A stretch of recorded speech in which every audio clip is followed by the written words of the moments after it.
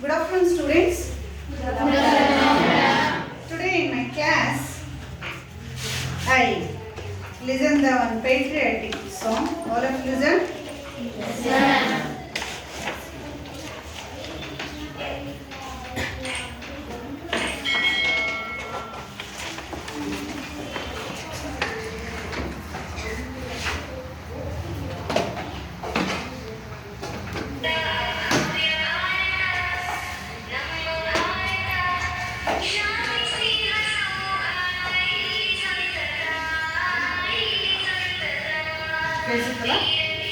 ಕೇಳಿಸುತ್ತಲ್ಲ?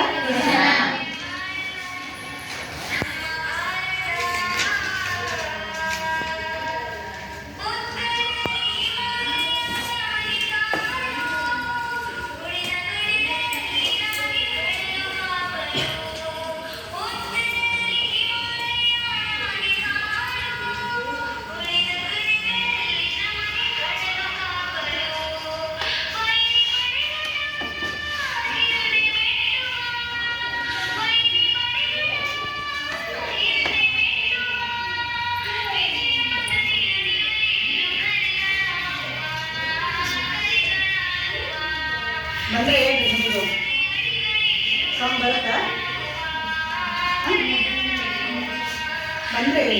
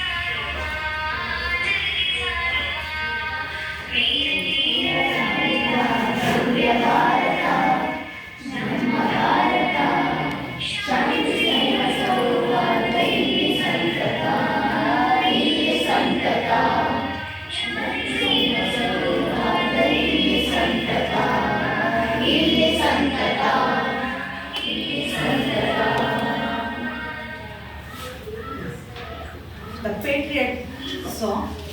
ಯಾಕಪ್ಪ ಈ ಸಾಂಗ್ ಅನ್ನ ಕೇಳಿಸ್ತೇವೆ ಅಂದ್ರೆ, here is A poem, the song of India.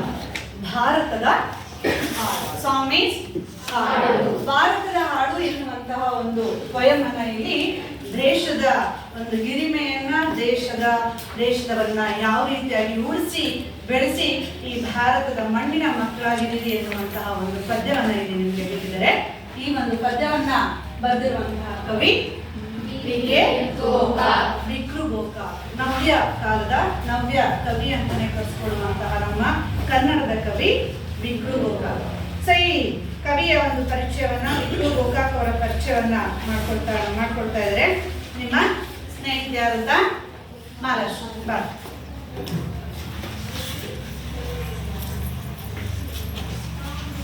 ನೋಡಿ ಇಲ್ಲಿ ಕಾಣಿಸ್ತಿರುವಂತ ಚಿತ್ರದಲ್ಲಿ ಕಾಣಿಸ್ತಿರುವಂತವ್ರೆ ಯಾರು? ವಿನಾಯಕ ಕೃಷ್ಣ ಇವರೇ ನಮ್ಮ ಕನ್ನಡದ ಕವಿಗಳು.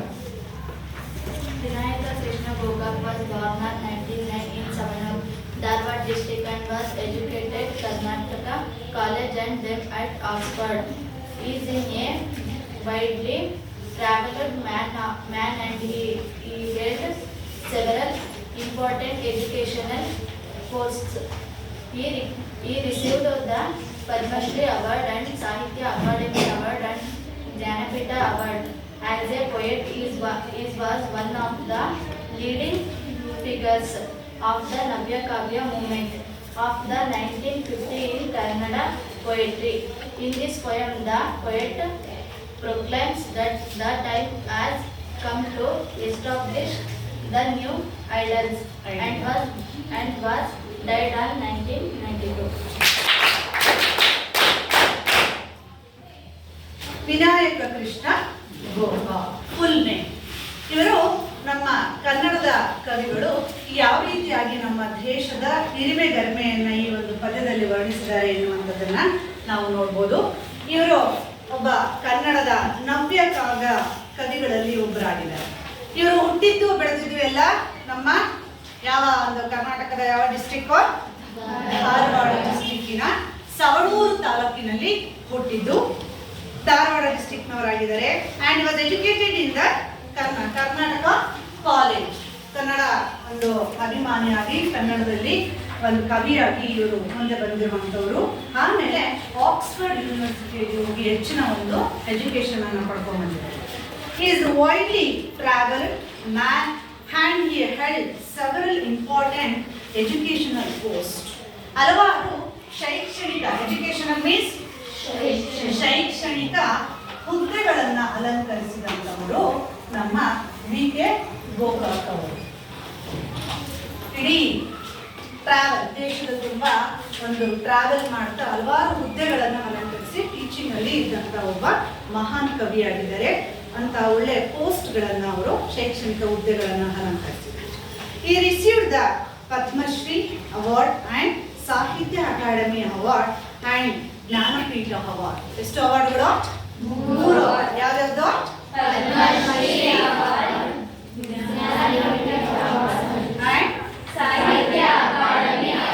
ಈ 3 ಅವಾರ್ಡ್ಗಳನ್ನ ತಮ್ಮ ಒಂದು ಹಿರಿಮೆಯನ್ನ ಬೆಳೆಸಿಕೊಂಡಂತವರು, ಆ 3 ಅವಾರ್ಡ್ಗಳನ್ನ ಪಡೆದುಕೊಂಡಂತ ಒಬ್ಬ ಕನ್ನಡದ ಕವಿಗಳಾಗಿದ್ದಾರೆ. ಆಸ್ ಎ ಪೋಯೆಟ್ ಇವರು ಒಬ್ಬ ಕವಿ ಆಗಿ and he was one of the leading figure of the Navya Kavya, new poetry. Navya Kavya, new poetry. ನವ್ಯ ಕವಿಗಳು ಅನ್ನುವಂತಹ ಒಂದು ಬಿರುದಿಗೆ ಪಾತ್ರರಾಗಿರುವಂಥವರು ನಮ್ಮ ವಿ.ಕೆ. ಗೋಕಾಕ್. ನವ್ಯ ಕವಿಗಳು ಅನ್ನುವಂತಹ ಒಂದು ಬಿರುದನ್ನು ಪಡ್ಕೊಂಡಿದ್ದಾರೆ. ಈಸ್ ದ 1950s ಇಂದ ಕನ್ನಡ ಪೊಯೆಟ್ರಿ 1950ನೆಯ ಒಂದು ಇಸ್ವಿಯಲ್ಲಿ ಆ ಒಂದು ಸಂದರ್ಭದಲ್ಲಿ ನವ್ಯ ಕವಿಗಳು ಎಂಬ ಹೆಸರನ್ನು ಪಡೆದರು. ಈ ಒಂದು ಪದ್ಯದಲ್ಲಿ ಅವರು ತಿಳಿಸ್ತಾ ಇದ್ದಾರೆ ಏನಪ್ಪಾ ಅಂದ್ರೆ, has come to the establish of new ideas. Ideas means ಆದರ್ಶಗಳು, ಹೊಸ ಒಂದು ಆದರ್ಶಗಳನ್ನ ಅವರು ಈ ಒಂದು ಪದ್ಯದಲ್ಲಿ ದೇಶವನ್ನ, ಇಡೀ ದ ಸಾಂಗ್ ಆಫ್ ಇಂಡಿಯಾ, ಭಾರತವನ್ನ ಸಂಪೂರ್ಣವಾಗಿ ಹಾಡಿ ಹೊಗಳಿರುವಂಥದ್ದು. ಇಂಡಿಯಾದಲ್ಲಿ ಏನೇನಿದೆ, ಯಾವ ಒಂದು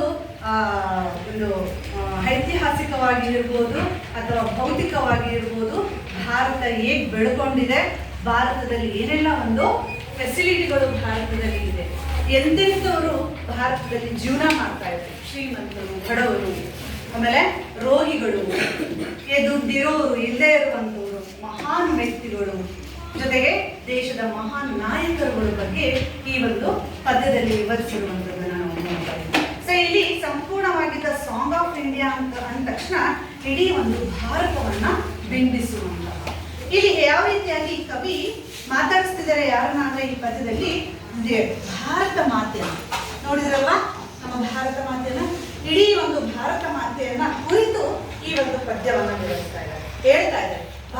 ಮಾತೆಯನ್ನ ಮಾತಾಡಿಸ್ತಾ ಇದ್ದಾರೆ. ಹೇಗೆ ಮಾತಾಡಿಸ್ತಾರೆ ಅಂತಂದ್ರೆ, ನಿನಗಾಗಿ ನಾನು ಯಾವ ಹಾಡನ್ನ ಹೇಳಲಿ ತಾಯಿ. ಮದರ್, ತಾಯಿ ಅಂದ್ರೆ ತನ್ನ ಮಕ್ಕಳು ತಾಯಿಯನ್ನ ಹೇಗೆ ಕೇಳ್ತಾರೆ ಅಥವಾ ಮಕ್ಕಳು ತಾಯಿಗೆ ಹೇಗೆ ಅವಿನಾವಭಾವ ಸಂಬಂಧವನ್ನ ಇಟ್ಕೊಂಡಿರ್ತಾರೋ ಹಾಗೆ ಆ ರಿಲೇಶನ್ಶಿಪ್ ಆ ಥರ ಇಲ್ಲಿ ಕವಿನೇ ಆ ಒಂದು ಭಾರತ ಮಾತೆಯನ್ನ ಮಾತಾಡಿಸ್ತಿದ್ದಾರೆ ಎನ್ನುವ ಹಾಗೆ ಈ ಓದುಗರಿಗೆ ನಮಗೆ ಕಾಣಿಸುತ್ತೆ. ನಿನಗಾಗಿ ನಾನು ಯಾವ ಹಾಡನ್ನ ಹೇಳಿ, ಈ ತರ ಹಾಡ್ಬೇಕಾ ನಿನಗೆ, ಯಾವ ಹಾಡಬೇಕು ಅಂತೇಳಿ ಕವಿ ಭಾರತ ಮಾತೆಯನ್ನ ಮಾತಾಡಿಸುವಂತ ಈ ಒಂದು ಪದ್ಯವನ್ನ ಬರಿತಾ ಇದ್ದಾರೆ. ಗೊತ್ತಾಯ್ತಲ್ಲ ಭಾರತ ಮಾತೆ ಹೇಗಿದೆ, ಇಡೀ ಒಂದು ಭಾರತವನ್ನ ಬಿಂಬಿಸುವಂತಹ ತಾಯಿ, ಈ ಎಲ್ಲರ ತಾಯಿ. ನಮ್ಗೆ ಎಲ್ರಿಗೂ ತಂದೆ ತಾಯಿ ಇರುವ ಹಾಗೆ ಇಡೀ ಭಾರತಕ್ಕೆಲ್ಲ ಇಡೀ ಭಾರತಾಂಬೆ. ಸೊ ಹೇಗೆ ಆ ಪ್ರಕೃತಿಯ ಒಂದು ಭೌತಿಕತೆಯಲ್ಲಿ ಆ ಪ್ರಕೃತಿಯಿಂದ ಅವಳು ಮಿಂದು ಹೇಗೆ ಬರ್ತಾಳೆ ಅನ್ನುವಂತ ಒಂದು ಚಿತ್ರಣವನ್ನ ಕಣ್ಮುಂದೆ ಇಟ್ಟುಕೊಂಡು ಅವರು ಆ ಒಂದು ಭಾರತ ಮಾತೆಯನ್ನ ಮಾತಾಡಿಸ್ಕೊಂಡು ಪದ್ಯವನ್ನ ಬರಿತಾ ಇದ್ದಾರೆ. Shall we start the first stanza?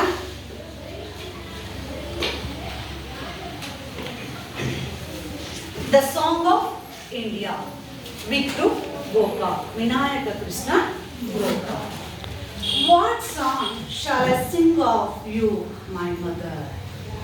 I asked, shall I sing of the Himalaya with their snow-bound peaks, of the three seas that wash your palm?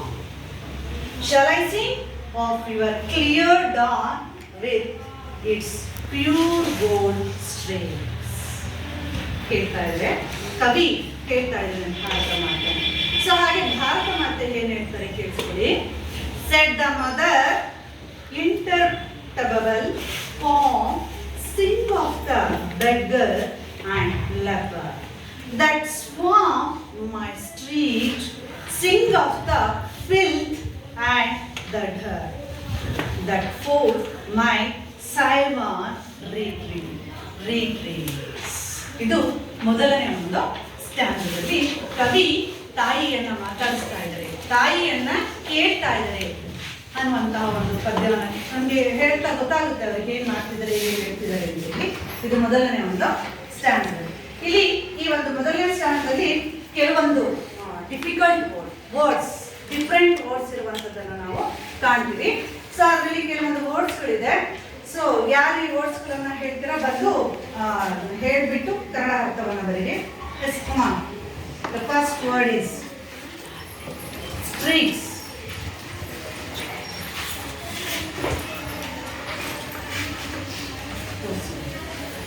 ಯಾವ್ದಿದು? Streets. ಇದರ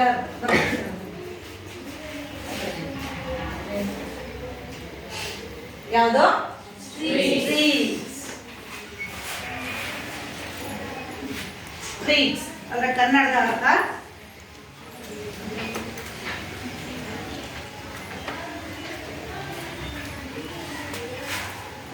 ಏನೋ?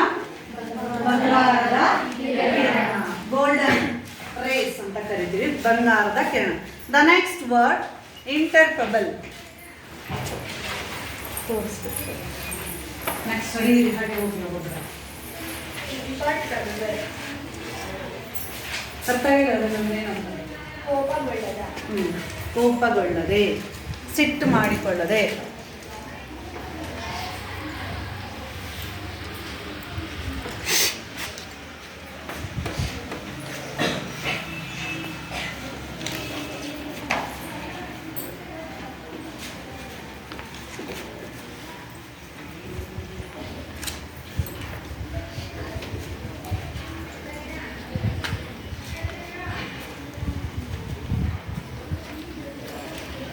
ಏನೋ? ಇಂಪರ್ಟಬಲ್. ಏನರ್ಥ? ಸಿಟ್ಟನ್ನು ಮಾಡಿಕೊಳ್ಳದೆ. ದ ನೆಕ್ಸ್ಟ್ ವರ್ಡ್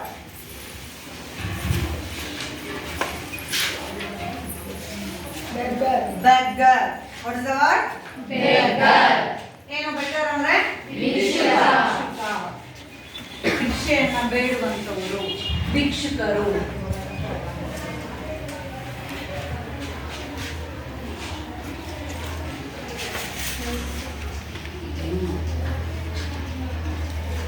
ಯಾವುದು?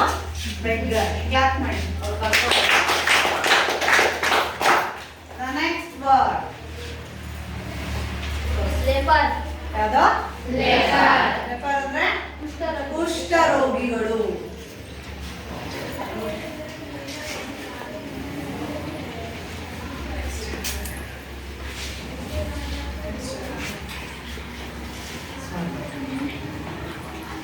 ಏನು? What is the word?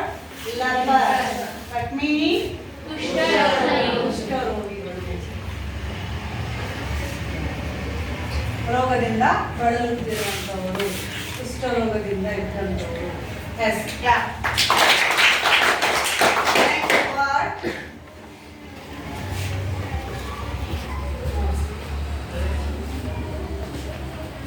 Swar. What's that? Swar means ಗುಂಪು. Swar means ಗುಂಪು. ಗುಂಪಲ್ಲಿ ಇರುವಂತವರು, ಟುಗೆದರ್ನೆಸ್, ಒಟ್ಟಾಗಿರುವಂತವರು. ಗುಂಪು.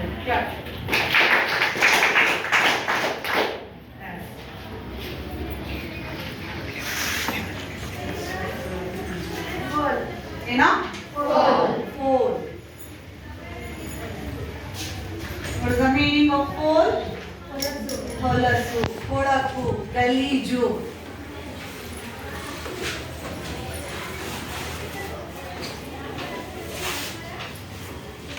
Fool means ಹೊಲಸು ಅಥವಾ ಕೊಳಕು.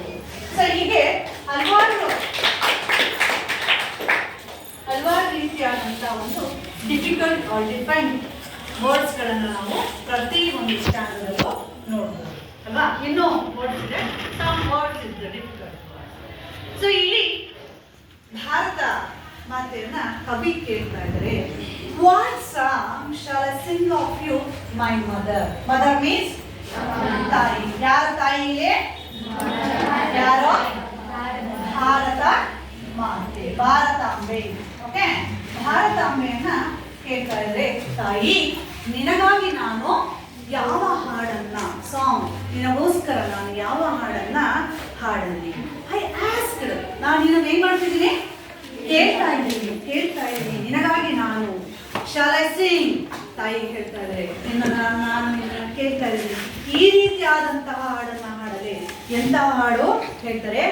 Of the Himalaya with their snow snow means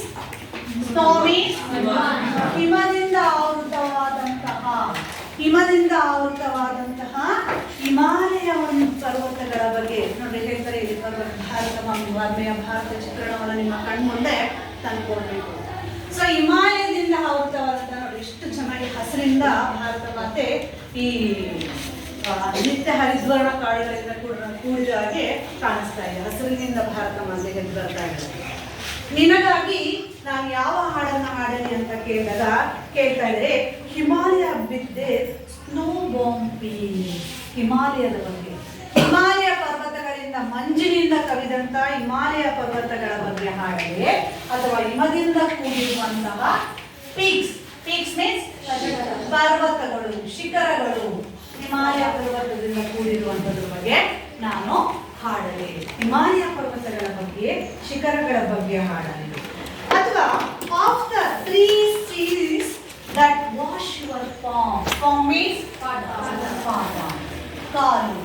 ನಿನ್ನ ಪಾದವನ್ನು ತೊಳೆಯುವಂತಹ ಭಾರತಾಂಬೆಯ, ನಿನ್ನ ಪಾದವನ್ನು ತೊಳೆಯುವಂತಹ ಈ 3 ಪರ್ವತಗಳು ಯಾವುದು? Arabian and way of Bengal and next ಇನ್ನೊಂದು ಹಿಂದೂ ಮಹಾಸಾಗರ. ಓಕೆ, ಇಲ್ಲಿನ ಪಾದ ಅಂದ್ರೆ ನಿನ್ನ ಭಾರತ ಮಾತೆಯ ಪಾದವನ್ನು ಇವೆಲ್ಲ ನೀರಿಂದ ಕೂಡಿರುವಂತಹ, ಆವರಿಸಿರುವಂತಹ ಸಮುದ್ರ. ಅಂದ್ರೆ 3 ಕಡೆ ನೀರಿರುವುದರಿಂದ ಭಾರತ ಎಂತಹ ರಾಷ್ಟ್ರ? ಪರ್ಯಾಯ ರಾಷ್ಟ್ರ, ಪರ್ಯಾಯ ದ್ವೀಪ ಅಂತೇಳಿ ಭಾರತವನ್ನು ಕರಿತೀವಲ್ಲ. ನಿನ್ನ ಪಾದವನ್ನು ತೊಳೆಯುವಂತಹ ಈ ಸಮುದ್ರಗಳು ಯಾವುದು? ಹಿಂದೂ ಮಹಾಸಾಗರ, ಅರಬ್ಬಿ ಸಮುದ್ರ, ಬಂಗಾಳ ಕೊಲ್ಲಿ. ಈ 3 ಸಮುದ್ರಗಳನ್ನ ಕುರಿತು ನಿನಗಾಗಿ ನಾನು ಹಾಡನ್ನ ಹೇಳಿದೆ. ಹಾಡಲಿ, ಪಾದವನ್ನು ತೊಳಿತಾ ಇದೆ, ನೀರಿನ ನಿನ್ನ ಪಾದವನ್ನು ತೊಳೆಯುವಂತಹ 3 ಸಮುದ್ರಗಳ ಬಗ್ಗೆ ನಾನು ಹಾಡಲಿ. ಶಾಲೆ ಹಾಡಲಿ. ಅಥವಾ of your dawn with its pure gold streaks. Dawn means ಗೋಚರಿಸುವಂತಹ. ಯಾವ ರೀತಿ ಗೋಚರ ಆಗ್ತಿದ್ಯಾ ಭಾರತಾಂಬೆ? ಕವಿಯ ಕಣ್ಣಿಗೆ ಭಾರತ ಹೇಗೆ ಕಾಣಿಸ್ಕೊಳ್ತಾ ಇದ್ದಾಳೆ, ಹೇಗೆ ಗೋಚರಿಸ್ತಾ ಇದ್ದಾಳೆ ನೋಡಿ. With its pure gold. Gold means ಚಿನ್ನ, ಬಂಗಾರದ. ಸ್ಟ್ರೀಕ್ಸ್ ಮೀನ್ಸ್ ಕಿರಣಗಳು.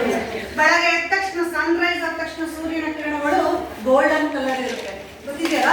ಆ ಬಂಗಾರದ ಕಿರಣಗಳಿಂದ ಕೂಡಿರುವಂತಹ ಸೂರ್ಯನ ಬೆಳಕು ಬೀಳುತ್ತೆ ನನ್ನ ಮೇಲೆ.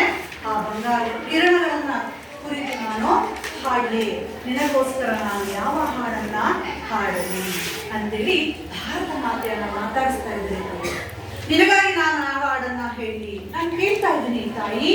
ತಾಯಿ ಭಾರತಾಂಬೆ, ನಿನಗೋಸ್ಕರ ನಾನು ಯಾವ ಹಾಡನ್ನ ಹಾಡಲಿ ಅಂತೇಳಿ ಪೂರ್ತಿ ಹಿಮಾಲಯ ಕಣ್ಮುಂದೆ ಭಾರತಾಂಬೆ ಅಥವಾ ನಮ್ಮ ಭಾರತ ಚಿತ್ರವನ್ನು, ಭೌತಿಕವನ್ನು ಕಣ್ಮುಂದೆ ತರಬೇಕು. ಹಿಮಾಲಯ ಪರ್ವತ ಉತ್ತರದಲ್ಲಿ, ಮತ್ತೆ ದಕ್ಷಿಣದಲ್ಲಿ, ಪೂರ್ವದಲ್ಲಿ, ಪಶ್ಚಿಮದಲ್ಲಿ 3 ಸಮುದ್ರಗಳು, ದೊಡ್ಡ ಸಮುದ್ರಗಳು.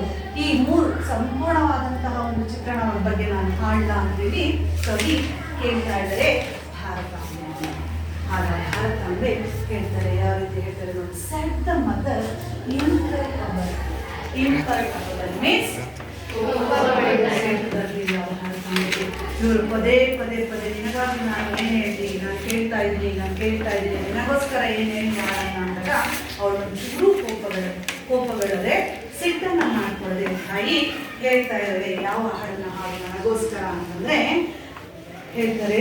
Set the mother imperturbable calm ಅಂದ್ರೆ ಕೂಲ್ ಮೀನ್ಸ್ ಶಾಂತತೆಯಿಂದ, ಬೇಜಾರಿಲ್ಲದೆ ಕಾಮ್ ಆಗಿ ಶಾಂತವಾಗಿ ಸಿಟ್ಟು ಮಾಡ್ಕೊಳ್ಳದೆ ಹೇಳ್ತಾ ಇದ್ದಾರೆ ತಾಯಿ. Sing of the beggar and the lacquer. ಕವಿ ಕೇಳಿದ ತಕ್ಷಣ ಹಾಡ್ತೀಯಾ? ಹಾಡು. ಯಾರು ಯಾವ ಹಾಡನ್ನ ಹಾಡೋ? ಭಿಕ್ಷುಕರ ಹಾಡನ್ನ. ಬೆಗ್ಗರ್ಸ್ ಅಂಡ್ ದೇಶದ ತುಂಬಾ ಎಲ್ಲರೂ ಶ್ರೀಮಂತರಿಲ್ಲ, ಎಷ್ಟು ಜನ ರೋಗದಿಂದ ನರಳುತ್ತಿರುವಂತಹ ಜನರಿದ್ದಾರೆ, ವ್ಯಕ್ತಿಗಳಿದ್ದಾರೆ. ಹಾಡಬೇಕಾ? ಹಾಡೋದಾದ್ರೆ ನೀನು ಭಿಕ್ಷುಕರಿದ್ದಾರೆ, ಲೆಪರ್ಸ್, ರೋಗಿಗಳಿದ್ದಾರೆ. ಹೋಗಿ ನೋಡಿದ್ರೆ ಸಿಟಿಗಳಲ್ಲಿ ರೋಡ್ ತುಂಬ ಎಷ್ಟು ಜನ ಭಿಕ್ಷುಕರು, ಎಷ್ಟೋ ಆ ಸ್ಟ್ರೀಟ್ಗಳಲ್ಲಿ ಓಡಾಡ್ತಿರ್ತಾರೆ. ಅಂಗಡಿ ಹತ್ರ ಮನೆ ಮುಂದೆ ದೊಡ್ಡ ಮನೆಗಳ ಮುಂದೆ ಮಲ್ಕೊಂಡಿರ್ತಾರೆ ರಾತ್ರಿ ಹೊತ್ತು, ನೋಡಿದ್ದೀರಾ? ಸೊ ಅಂಥವ್ರ ಬಗ್ಗೆ ಎಲ್ಲರೂ ನಿಶ್ಚಿಂತೆಯಿಂದ ದುಡ್ಡಿಂದ ಮಲ್ಕೊಂಡಿಲ್ಲ. ಕೆಲವರು ಇದ್ದಾರೆ. ಭಾರತಾಂಬೆ ಹೇಳ್ತಾ ಇದ್ದಾರೆ, ಸ್ವಲ್ಪನೂ ಕೋಪಗೊಳ್ಳದೆ ನೀನು ಹಾಡೋದಾದ್ರೆ ಭಿಕ್ಷುಕರು ಮತ್ತೆ ನಮ್ಮ ದೇಶದ ಅವ್ರ ಬಗ್ಗೆ ಹಾಡ್ಯ ಹಾಡು. Next, sing of the swarm mystery. Swarm means ಗುಂಪಿದೆ.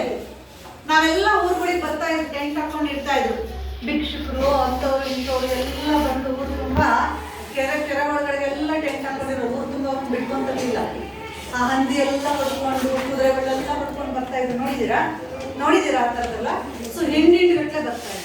So ನನ್ನ ದಾರಿಯಲ್ಲಿ ಸ್ಟ್ರೀಟ್ ಮೀನ್ಸ್ ದಾರಿ, ನಾನು ಹೋಗುವಂತಹ ದಾರಿಯಲ್ಲಿ ಅಥವಾ ಇರುವಂತಹ ಒಂದು ರೋಡಲ್ಲಿ ಇರುವಂತಹ ಗುಂಪಾಗಿದ್ದರೆ ಅಂತಹ ಭಿಕ್ಷುಕರ ಬಗ್ಗೆ ನೀನು ಅವ್ರ ಬಗ್ಗೆ ಹಾಡದಿದ್ದೆ ಹಾಡು.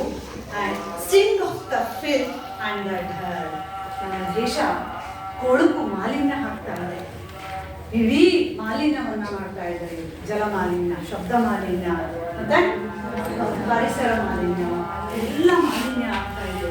ಹಾಡದಿದ್ರೆ ಅಂತಹ ಆ ಸ್ವರ್ಮ ಗುಂಪುಗಳ ಜೊತೆಗೆ ಆ ಹೊಲಸು, ಕೊಳುಕು, ಗಲೀಜು, ಧೂಳು, ಆ ಕೊಳುಕು ಬಗ್ಗೆ ಹಾಡು. ಬಿಕಾಸ್ ಒಂದು ಸಿಟಿ ಹತ್ರ ಹೋಗ್ತಾ ಇದ್ದೀನಿ ಅಂದ ತಕ್ಷಣ ಆ ಸಿಟಿ ಒಳ್ಳೆ ಜಮ್ಮು ಅಂತ ಇರ್ತದೆ. ಯಾಕೆ? ಆ ಸಿಟಿ ಕೊಳಕೆಲ್ಲ ತಗೊಂಡು ಹೊರಗೆ ಹಾಕ್ತಾ ಇರ್ತಾರೆ. ಆ ಹೊರಗಿಂದ ಒಳಗೆ ಬರೋಂಥವ್ರಿಗೆ ಒಳ್ಳೆ ಸುವಾಸನೆ ಅಲ್ವಾ? ಅಂತಹ ಗಲೀಜು, ಸಿಟಿಯಲ್ಲಿರೋ ಗಲೀಜನ್ನ ತಂದು ಹೊರಗೆ ಹಾಕ್ತಾ ಇರ್ತಾರೆ. ಅಂತ ಹೊಲಸು, ಕೊಳಕು ನನ್ನ ದೇಶದಲ್ಲಿ ಬೇಕಾದಷ್ಟಿದೆ. ಅದ್ರ ಬಗ್ಗೆ ಹಾಡಿ, ಆ ಕೊಳಕಿನ ಬಗ್ಗೆ, ಗಲೀಜು ಬಗ್ಗೆ ಹಾಡ್ತೀಯಾ? ಹಾಡು ಅಂತೇಳಿ ಭಾರತ ಮಾತೆ ಹೇಳ್ತಾ ಇದ್ದಾರೆ. ಡರ್ಟ್ ಅಂದ್ರೆ ಡರ್ಟಿ, ಧೂಳು, ಕೊಳಕು. That fool my silent. That fool means ಹೊಲಸು, ಗಲೀಜು, ಕೊಳಕಿನಿಂದ ಕೂಡಿರುವಂತಹ ನನ್ನ ದೇಶ ತುಂಬಿದೆ. ನೀನು ಹಾಡೋದಿದ್ರೆ ಅದ್ರ ಬಗ್ಗೆ ಹಾಡು. ನನ್ನ ಜನ ಯಾರು ಶ್ರೀಮಂತರಿಲ್ಲ, ಯಾರು ಸ್ಥಿತಿವಂತರಿಲ್ಲ, ಕುಷ್ಠರೋಗಿಗಳು, ಭಿಕ್ಷುಕರು ಬೇಕಾದಷ್ಟು ಜನ ನನ್ನ ದೇಶದಲ್ಲಿ ಇದ್ದಾರೆ, ಇಂಥವ್ರ ಬಗ್ಗೆ ಹಾಡು ಅಂತೇಳಿ ಭಾರತ ಮಾತೆ ಹೇಳ್ತಾ ಇದ್ದಾರೆ. ಯಾರಿಗೆ ಯಾರಿಗೆ ಯಾರು ಯಾರು ನಿನಗೋಸ್ಕರ ಯಾವ ಹಾಡನ್ನ ಹಾಡಿ ಅಂತ ಕೇಳೋರು ಯಾರು? ಅದಕ್ಕೆ ಯಾರು ಆನ್ಸರ್ ಮಾಡ್ತಿರುವಂತವ? ಯಾವ ರೀತಿಯಾಗಿ ಆನ್ಸರ್ ಮಾಡ್ತಾ ಇದಾರೆ? ಸ್ವಲ್ಪನು ಸಿಟ್ಟು ಮಾಡ್ಕೊಳ್ಳದೇನೆ, ಒಂದ್ ಸ್ವಲ್ಪನು ಬೇಜಾರು ಮಾಡ್ಕೊಳ್ಳದೇನೆ, ಕೋಪಗೊಳ್ಳದೆ ನನಗೋಸ್ಕರ ನೀನು ಇಂಥ ಹಾಡನ್ನ ಹಾಡು ಅಂತೇಳಿ ಹೇಳ್ತಾರೆ. ಓಕೆ, ಈ ಒಂದು ಸ್ಟ್ಯಾನ್ಸ್ದಲ್ಲಿ ಅಥವಾ ಈ ಒಂದು ಪದ್ಯದಲ್ಲಿ ಕೆಲವೊಂದು ಡಿಫಿಕಲ್ಟ್ ವರ್ಡ್ಸ್ ಬರುತ್ತೆ. ಅದು ಹೇಗೆ ಬರುತ್ತೋ ಅದೇ ಥರ ಕೆಲವೊಂದು ಆಪೋಸಿಟ್ ವರ್ಡ್ಸ್ಗಳನ್ನು ನಾವು ಈ ಪದ್ಯದಲ್ಲಿ ನೋಡ್ಬೋದು. Some opposites word is there. ನಿಮ್ಮ ಫ್ರೆಂಡ್ಸ್ ಬಂದು ಆಪೋಸಿಟ್ ವರ್ಡ್ಗಳನ್ನು ಹೇಳ್ತಾರೆ.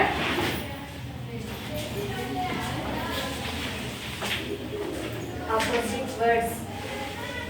Born, death, pure, impure, day, night, early, late, yes, no, dark, light, men, women, sky, earth, tomorrow, yesterday, mother, father, light, dislike, open, close, son, daughter.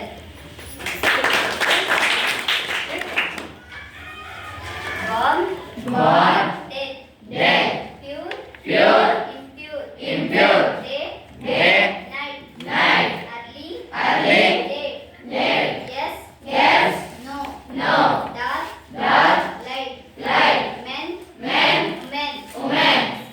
early, late, yes, no, dark, light, men, women, sky, earth, tomorrow, yesterday, mother, father, light, dislike, open, close, son, daughter. ಹಾಗೆ ಈ ಒಂದು ಸ್ಟ್ಯಾನ್ಸ್ದಲ್ಲಿ ಕೆಲವೊಂದು ಕ್ವಶನ್ಸ್ಗಳನ್ನ ಕೇಳ್ಬೋದು. ಹಾಗೆ ಈ ಒಂದು poem ಅಲ್ಲಿ ಎಕ್ಸ್ಟ್ರಾಕ್ಟ್ಗಳು ಬರುತ್ತೆ, ಎಕ್ಸ್ಟ್ರಾಕ್ಟ್ಸ್ ಇದೆ. ಸೊ ಎಕ್ಸ್ಟ್ರಾಕ್ಟ್ಸ್ಗಳನ್ನ ಎಕ್ಸಾಮ್ ಓರಿಯೆಂಟೆಡ್ ಆಗಿ ನೀವು ಆನ್ಸರ್ಗಳು ಮಾಡೋದನ್ನ ಕಲಿಬೇಕು. ಓಕೆನಾ? ಸೊ ಇಲ್ಲಿ ಕೆಲವೊಂದು ಕ್ವಶನ್ಸ್ಗಳನ್ನ ಕೇಳ್ತಾರೆ ನಿಮ್ಮ ಫ್ರೆಂಡ್, ಆನ್ಸರ್ ಮಾಡಿ.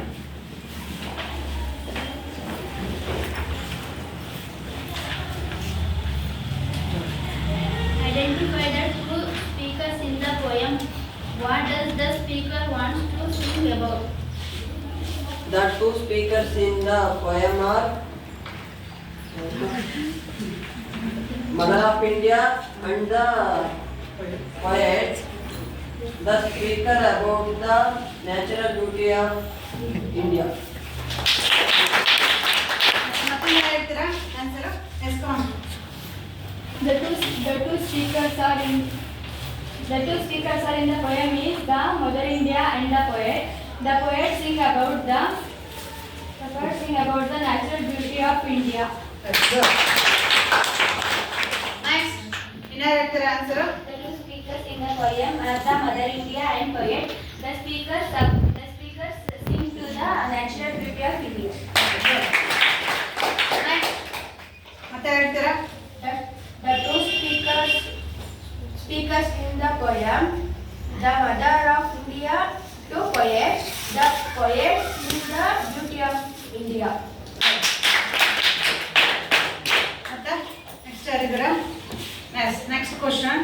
I asked, shall I sing of the Himalayas with their snow-born peace of the three seas that was your plan? Is the extract. That is the extract.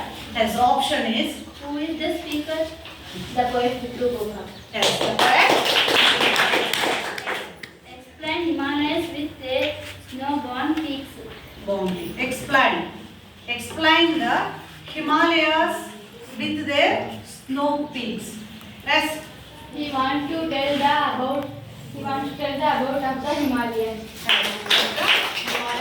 On the gold peaks. What does the phrase wash your palm mean? Yes, wash your palm means. ಏನು wash your palm ಅಂದ್ರೆ ಏನು? Sweep along the coastline. What? ಏನಂತಾರೆ? Sweep along the coastline. Okay, next. street along the coastline. Cost. Okay. Okay, thank you. Okay, ಹೀಗೆ ಈ ಪೋಯಮಲ್ಲಿ ಕ್ವಶನ್ಸ್ಗಳು ಮತ್ತೆ ಎಕ್ಸ್ಟ್ರಾಕ್ಟ್ಗಳು statement ಇಲ್ಲಿ ಏನು what shawl I Singh ಅಂತ ಬರ್ತಲ್ಲ, ಅದು ಐ ಸಿಂಗ್ ಯಾವುದು ಕವಿಗಳು ವಿಕ್ಟರ್ ಗೋಕಾಕ್ ಹೇಳಿರುವಂಥ ಒಂದು ಮಾತುಗಳಾದರೂ ಆಗಿರ್ಬೋದು, ಅಥವಾ ಭಾರತ ಮತ್ತೆ ಮಾತಾಡುವಂಥ ಕೆಲವೊಂದು ಮಾತುಗಳಾಗಿರ್ಬೋದು, ಸ್ಟೇಟ್ಮೆಂಟ್ಗಳನ್ನು ನಾವು ಎಕ್ಸ್ಟ್ರಾಕ್ಟ್ ರೂಪದಲ್ಲಿ ನೋಡ್ಬೋದು. ಓಕೆನಾ? ಸೊ ಇನ್ನು ನೆಕ್ಸ್ಟ್ ಸ್ಟ್ಯಾನ್ಸಗಳಲ್ಲಿ ಇನ್ನು ಯಾವ ರೀತಿಯಾದಂತಹ ಒಂದು ಕವಿ ಭಾರತ ಮಾತೆಯನ್ನ ಕುರಿತಾದಂತಹ ಹಾಡುಗಳನ್ನ ಹಾಡಲಿ, ಯಾವ ಹಾಡುಗಳನ್ನ ಹಾಡಲಿ ಭಾರತ ಮಾತೆ, ಮತ್ತೆ ಮತ್ತೆ ಪ್ರತಿ ಪ್ರತಿ ಸ್ಟ್ಯಾನ್ಸದಲ್ಲೂ ಸಹ ನಾವು ಆ ಕವಿ ಭಾರತ ಮಾತೆಯನ್ನ ಮಾತಾಡಿಸೋ ರೀತಿಯಾಗಿ ಈ ಒಂದು ಪದ್ಯ ಇದೆ. ಇನ್ನು ಯಾವುದ್ರ ಬಗ್ಗೆ ಇಡೀ ಭಾರತವನ್ನು ವರ್ಣನೆ ಮಾಡುವಂತ ರೀತಿಯಾಗಿ ಈ ಒಂದು ಪದ್ಯ ಇದೆ. ಇನ್ನು ಹೇಗೆ ಕೇಳ್ತಾರೆ ಎನ್ನುವಂಥದ್ದನ್ನ ನಾನು ನೆಕ್ಸ್ಟ್ ಕ್ಲಾಸಲ್ಲಿ ಕಂಟಿನ್ಯೂ ಮಾಡ್ತೀನಿ. ಸೊ ಇಲ್ಲಿ ಈಗ ಹೇಳಿರುವಂಥ ಕ್ವಶನ್ಸ್ಗಳನ್ನ ಬರ್ಕೊಂಡು ಎಕ್ಸ್ಟ್ರಾಕ್ಟ್ಗಳನ್ನ ಮುಂದೆ ಬರುವಂಥ ಎಕ್ಸ್ಟ್ರಾಕ್ಟ್ಗಳನ್ನ ಓದ್ಕೊಂಡು ಕಲ್ತ್ಕೊಂಡು